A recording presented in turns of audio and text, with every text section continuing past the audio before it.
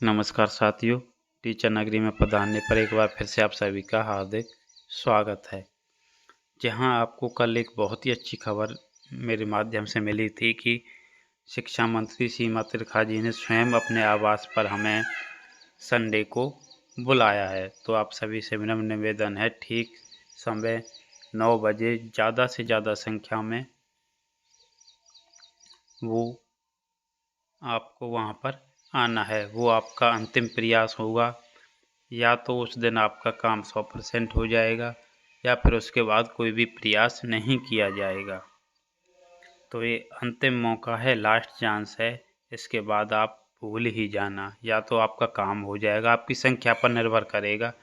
यदि आपकी संख्या अच्छी खासी रही तो आपका काम हो जाएगा, यदि आपका प्रदर्शन ही निराशाजनक रहा तो नहीं होगा। वहीं दूसरी खबर ये है कि हाई कोर्ट ने भिवानी बोर्ड पर जुर्माना लगा दिया है। तो यहाँ से भी हमें पॉजिटिव मिलता है कि शायद बोर्ड को अब कुछ समझ में आए और वो हमारे काम पर विचार करे। मैं आपको पूरी खबर दिखाता हूँ।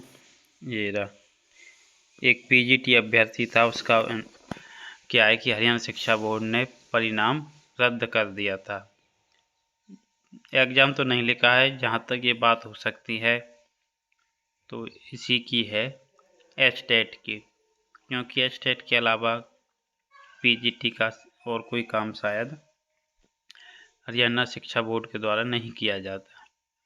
तो 1 लाख रुपये का जुर्माना लगाया है। उसका क्या है कि उसको एलर्जी हो गई थी, जिससे उसकी बायोमेट्रिक नहीं हो पाई थी।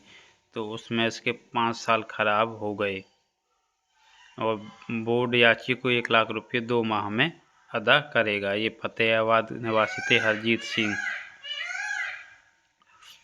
तो संडे को या तो हमारा हल शिक्षा मंत्री निवास से निकल जाएगा, यदि आपकी बहुत अच्छी संख्या रही तो, वरना फिर कोर्ट का दरवाज़ा खटखटाएंगे। अच्छे से मजबूती से लड़ना पड़ेगा। इन्होंने भी काफ़ी मजबूती से अपना केस लड़ा है।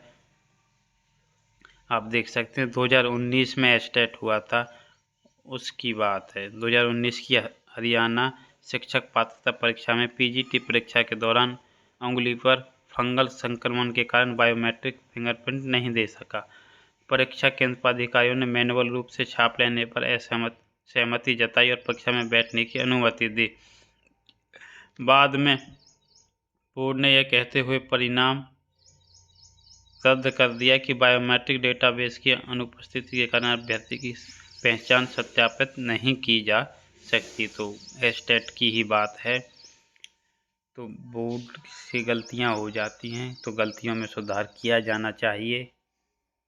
तो उम्मीद करते हैं कि आप बहुत ही अच्छी संख्या में रविवार को बडखल चौक फरीदाबाद शिक्षा मंत्री निवास पहुंचोगे और आप, मुझे उम्मीद है कि आप 100% खुशी लेकर लौटोगे।